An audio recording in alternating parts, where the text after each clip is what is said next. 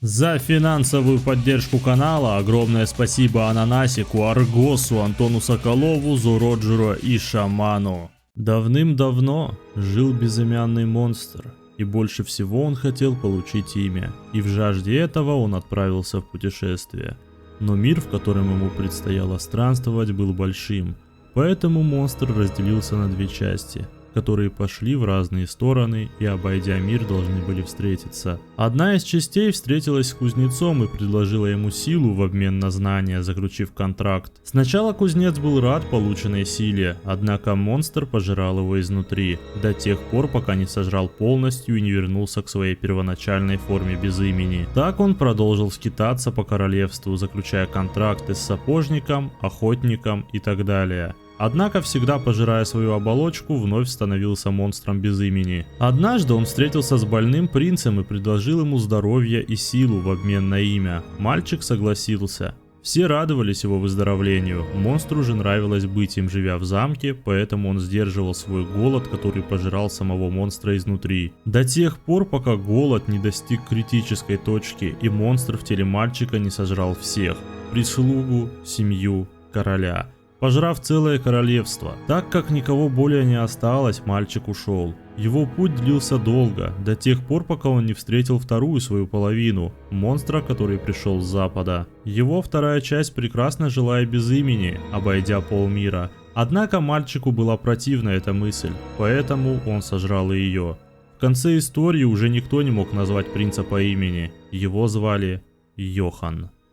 Я приветствую тебя, Чумба, с тобой Рабаши. Зло заказало зло, точнее Дон Валенскони выкупил Йохана Либерта на аукционе. Пришлось смотреть все серии, и теперь я готов вещать. В данном ролике вы узнаете о психологии Йохана, мы попробуем подвязать ее к язвам в его сознании, первопричине становления таким, каким есть, подвяжем все это к художественной философии самого аниме и не только. Будем брать отдельные интересные моменты из произведения, и мы вместе обмозгуем происходящее. Приятного просмотра. Я начинаю. Сначала стоит начать не с самого рождения, а с его причины. Эту фазу жизни Йохана можно назвать маринадом, ибо в ней он пробудет все свое раннее детство. Йохан и его младшая сестра родились благодаря евгеническому эксперименту, который напоминал такой же нацистский 1933 года, но в меньших масштабах с различием методов по достижению конечной цели. Создание ребенка с арийскими характеристиками. В данном случае это был 1970 год, а сам ребенок должен был быть представителем высшей чехословацкой расы. Кандидаты на роль биологического родителя брали высоких, красивых, здоровых и умных с хорошей родословной. Мужчины в основном были военными, как и отец Йохана и Анны.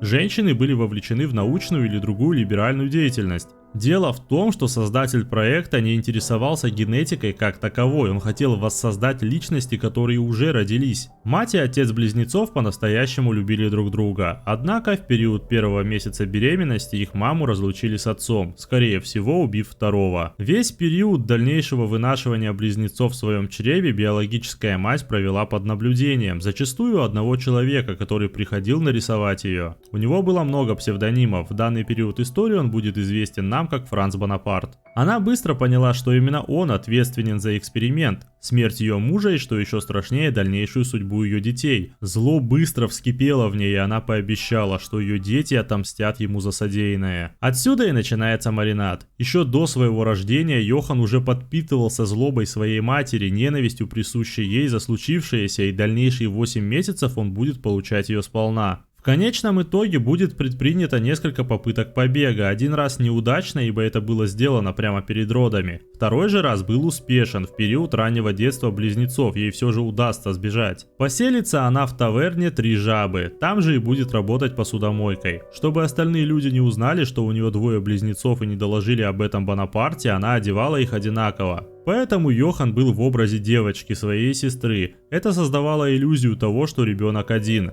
Йохан продолжал мариноваться. Беременность, которая сопровождалась злобой, а теперь и образ не сына, а дочери, который создавал впечатление, что мама не хотела иметь сына, поэтому и маскировала его так. Но в маринаде есть два переломных момента. Первый заключен в историю о безымянном монстре, которую я зачитал вам в начале, и в решении матери, которая ломает все сознание Йохана. Спустя несколько лет с побега Бонапарт все же находит их и дает матери выбор. Один из близнецов будет отправлен в особняк Красной Розы на эксперименты. Выбирай какой. Ужасающее для матери предложение. Выбор, который она сделала, до сих пор дурманит людей, которые смотрели аниме. Почему она отдала именно Анну, а Йохана оставила? Потому что мальчик был способен отомстить за всех них? Или она перепутала близнецов и наоборот желала отдать сына? В глазах Йохана был второй вариант, и раздумья на эту тему всю жизнь преследовали его. Лишившись сестры, осознавая, что его мать хотела отдать своего сына, он падет в бездну детского отчаяния и на самом дне найдет ее, вторую причину метаморфозы его личности. Книгу о безымянном монстре. Йохан ассоциировал себя с этим монстром, в детском сознании он по-настоящему был им, а свою сестру Анну он перестал расценивать как отдельную личность. Это была лишь его вторая половина, второй монстр,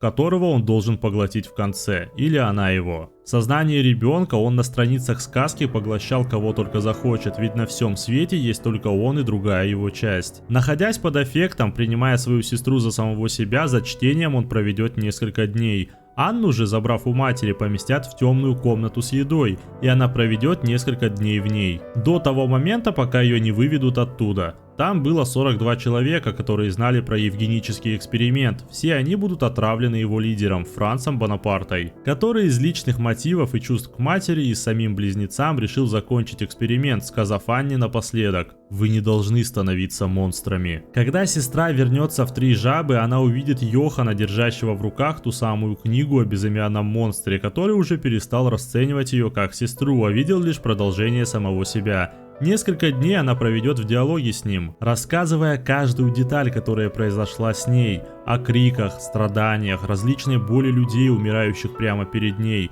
забыв сказать главное, что ей сказал Бонапарт: «Не становись монстром». Йохан, который уже до этого лишился части самовосприятия как одной личности, перенесет всю боль и все события с дома Красной Розы на самого себя. Мол, это он был там, а не она. Это он видел смерти, это он был ранен при побеге шипами от роз. Без главной детали: не нужно становиться монстром. Эти ложные, нет, даже позаимствованные воспоминания, как цитата, вырванная из контекста, были интерпретированы Йоханом неправильно. Поэтому именно тогда под всеми факторами родился жестокий нигилизм. Процитирую его дальнейшее мировоззрение. Большая часть этой вселенной в любом случае является смертью. Большинство жизней просто точки в уголке Земли, исчезнувшие в одно мгновение, и все равны перед смертью. Все они подтверждение маниакальному нигилизму, как и множеству убийств. На этом стадия маринада закончится. После произошедшего Йохан и Анна сожгут таверну Трех Жаб и пустятся в бега, встречая людей, которые захотят взять близнецов под свою опеку. Йохан будет убивать их всех, ведь он монстр, пожирающий людей. Психически нездоровый ребенок, желающий полного исчезновения по итогу, но об этом позже. Он понял одно: мир абсолютно пустой, и в нем есть лишь он и Анна, его альтер-эго. Продолжая странствие, они дойдут до чешско-немецкой границы, где потеряют сознание. Их найдет будущий генерал Гельмут Вольф, и найдя книгу о безымянном монстре, тот даст мальчику имя – Йохан. И отправит детей в два приюта: 57-й нормальный и 511-й, где проходили ужасные эксперименты над психическим состоянием детей. Цель была вырастить идеального убийцу, выработав хладнокровие. Однако Йохан уже был выше результата данного эксперимента, так сказать, шедевром.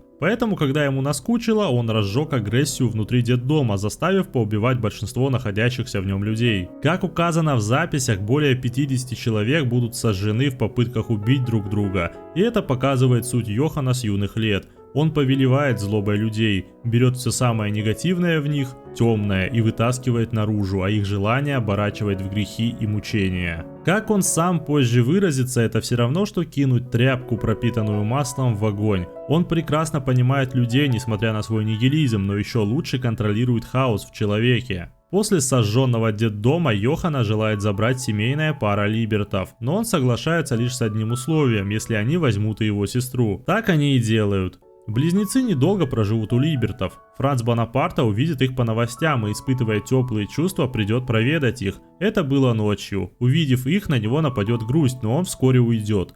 Йохан воспримет приход Бонапарта иначе. Воспоминания, которые он перенял от Анны, вновь всплывут в его сознании, и он подумает, что его или его вторую половину снова хотят забрать. чудовище. Именно так он называет Франца. С этого и начинается аниме. Йохан убивает своих опекунов, и Анне приказывает стрелять ему в голову, якобы пожирая его, чтобы обезопасить самого себя, через призму своей второй половины. Под эффектом увиденных трупов она так и сделает, и ее сознание закроется. Близнецов же доставят в больницу, где и работал протагонист произведения Кензо Тенма. В сцене с ним нам интересен его внутренний конфликт, который закрепляет и без того поехавшую психику юного Йохана. Тенма говорит, все жизни важны, но сразу после этого говорит, что хотел бы, чтобы 3 коррумпированных в больнице людей умерли.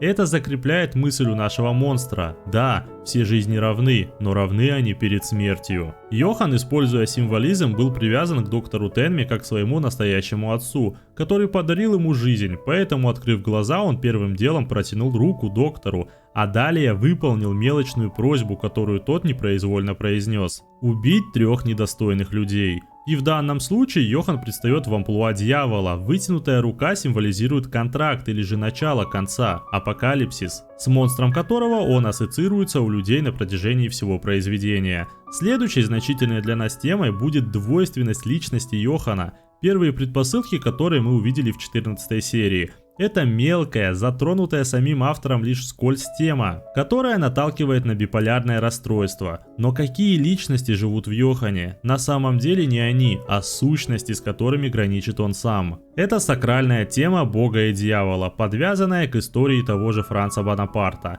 Краткая ее суть в следующем. Йохан, подаривший богу головной убор, заставил его взглянуть в зеркало и увидеть в нем дьявола. То есть внушил нам мысль, естественное отражение бога – это дьявол. В начале истории именно этот художественный прием и используется. Йохан выглядит умным, порядочным, весь его образ описывается одним словом – добро, пусть и таинственное. Ведь он точно тот человек, который способен понимать людей, их философию, тайны, чтобы психоделикой ломать их. Он плачет, слушая историю отца и сына от Карла, и свой божественный образ подкрепляет сценой, где подобно богу заставляет слепца узреть райский пейзаж, столь же символично вкладывая яблоко ему в руку – Эдем. Это сказочное повествование плавно насыщается другими, темными цветами. Ведь все действия и чувства имели истинную цель – занять место секретаря баварского вампира, которому он и показал эдемский пейзаж, заранее устраняя человека за человеком, которые окружали его. Йохан как манипулятор исполнен намного более утонченно, чем любой другой. Да, это по-прежнему гиперболизация, которая присуща аниме как поджанру, однако пусть и с некоторыми минусами, великолепная, выдержанная и исполненная. Его образ дьявола же раскрывается во всей дальнейшей истории, и начинается он с безобидной детской игры, точнее с конкретного кейса, где дети играли в рейнджеров. И там был малец, который выступал злом. На вопрос Йохана, что ты будешь делать, когда захватишь мир, он ответил: я просто разрушу его, и все. Это заставило Йохана улыбаться, отражая его истинные желания как зла. Перейдем к следующему кейсу. Целая мини-арка детектива, который убил 17-летнего убийцу из 511-го детдома, якобы в состоянии алкогольного опьянения. Эту в кавычках травму обрабатывали на протяжении нескольких серий, показывая ломки детектива Лихарда. Крутой художественный прием, кстати, заставляющий зрителей верить в происходящее. Из-за того убийства Лихард лишился семьи, общения с дочерью, должности, и когда все вот-вот должно было наладиться, он встречается с Йоханом. Точка невозврата. Для нас эта встреча интересна в нескольких моментах. Она показывает ментальный уровень Йохана как антагониста. Он зрел в суть, в то, как все было на самом деле. Ведь как злодей он понимал зло лучше, чем кто-либо другой. Принимал его таким, каким не могли принять другие люди, в частности психологи. Он тут же сказал это прямо. Ты убил его трезвым, потому что хотел этого. От этой правды убегал Лихард. Он сам поверил в версию, которую его же подсознание использовало в качестве защиты и даже оправдания. Я убил, потому что пил. На деле все было наоборот, это была больная тема для него, которую Йохан раскрыл за один диалог, ломая его морально, давая тот самый алкоголь как символ приближающейся смерти. Так и произошло. Из этого вытекает и автопортрет методов Йохана, нашего почти безымянного монстра. Он не просто убивает людей, чаще всего он жаждет, чтобы они сами отринули свою собственную жизнь, как было с Лихардом и почти вышло со следующим персонажем, маленьким мальчиком, который искал свою маму. Йохан на тот момент выступал в роли Анны, переодевшись в нее, что легко было сделано, когда они были близнецами. Как мы помним, в детстве так делала его мать, и этот прием он осознанно использует до сих пор. Мальчик сбежал с детдома, чтобы встретиться со своей мамой. Это было его сокровенное желание. Он верил, что мама узнает его, а он узнает ее. Йохан счел это интересным и сделал то, что мастерски умел. Обернул желание в проклятие и причину внутреннего разложения – фрустрацию. Он отправил мальчика в квартал красных фонарей, где тот увидел насилие, слабости людей, их печальную зависимость. На его глазах отымели проститутку, заставив смотреть на это, и все факторы о мире, в котором он живет, буквально сломали его. Что тот неосознанно встал на краю моста и спрыгнул бы, если бы его не спасли. Жестокость ли это Йохана, его социопатия, поехавшая крыша? Да, все это в одном флаконе, с миру по нитке. Все заточено в его мировоззрении, в философском вопросе жизни и смерти, где жизнь не важна, а смерть повсеместна. Причины существовать у людей нет. На примере это выражается в зомбировании детей, которые играли на крыше, умирая один за другим. Из их уст звучали следующие слова, которые им навязал Йохан. Тот, кто живет, избранный. Неважно, умер человек или нет. Если ты жив, ты можешь продолжать и дальше играть. Йохан воплощает собой дьявола в антитезу Богу, и даже своими привычками он не оставляет после себя следов. Его комната или любое другое место проживания всегда пустует. Никаких зацепок. Но что же двигало Йоханом в конце истории? В середине он боялся потерять или же забыть Анну, а в начале, как любой ребенок, просто хотел любви, а также чувства нужности матери. Приближаясь к эпилогу, он хотел идеального самоубийства. Это не только физический процесс, он желал стереть свое существование из мира, убрать людей, следы его участия, имена. Полное исчезновение из реальности. С нюансом временной петли, а-ля как начал, так и закончишь. Подкрепляется эта цитата Йохана о своем детстве. «Я родился в городе, который был прямо из сказки. Там погибло много людей, и когда я уходил, я держался за руки со своим вторым я. Мне казалось, что мы были единственными двумя людьми в мире. Ни у кого из нас не было настоящего имени». Вышло метафорично, ибо город из сказки — это буквально город, в который ушел Франц Бонапарт, писавший историю на основе реального городка. Это сыграло на руку Йохану, и те массовые убийства, которые он устроил, воплощали в реальность сказку при рождении Йохана. Он просто играл на жадности, сомнениях и страхах, присущих нам человеческой природой. Однако были два исключения из правил. Это его сестра Анна, которую он боялся потерять, точнее его человеческая часть, которая хоть немного воспринимала ее как отдельного человека. И доктора Тенму, как прототип того отца, которого желал не только Йохан, но и его сестра. Это они должны были убить его. Сцена с идеальным самоубийством раскрывает все прошлые смерти семейных пар от Йохана, объясняет их, ибо люди, которые знали о нем, должны были умереть. А так как Анна это он сам, опять-таки по его восприятию, то и ее родители тоже должны были погибнуть. Отсюда и сцена, когда он просил застрелить себя. В финальных моментах он стоял перед доктором Тенма и показал ему тот мир, в котором жил всегда. Это была сцена конца света. Темное небо, ничего живого, лишь песчаные морские ветра, обдувающие тебя. Это и отражалось в глазах Йохана. Он всегда жил в этой картине судного дня, как существо, олицетворяющее его. Монстр с 7 головами и множественными рогами. Именно так и описал его алкоголик, стреляющий ему в голову. Это совпадает с образом апокалиптического зверя, о котором говорилось еще в первой серии в цитате апостола Иоанна. Головы и рога зверя символизируют богоборческие государства, составляющие антихристианскую империю, а также их правителей. «И стал я на песке морском и увидел выходящего из моря зверя с 7 головами и 10 рогами. На рогах его были 10 диадим, а на головах его имена богохульные». Полностью история Йохана Либерта не закончена, и многие моменты до сих пор являются открытыми. Доктор Тенма вновь спас ему жизнь, и когда пришел проведать его, нам показали сцену, не рассказывая, иллюзия она или же быль. Это был вопрос Йохана, который и родил монстра в нем. В детстве кто был нежеланным ребенком, от которого могла избавиться мать?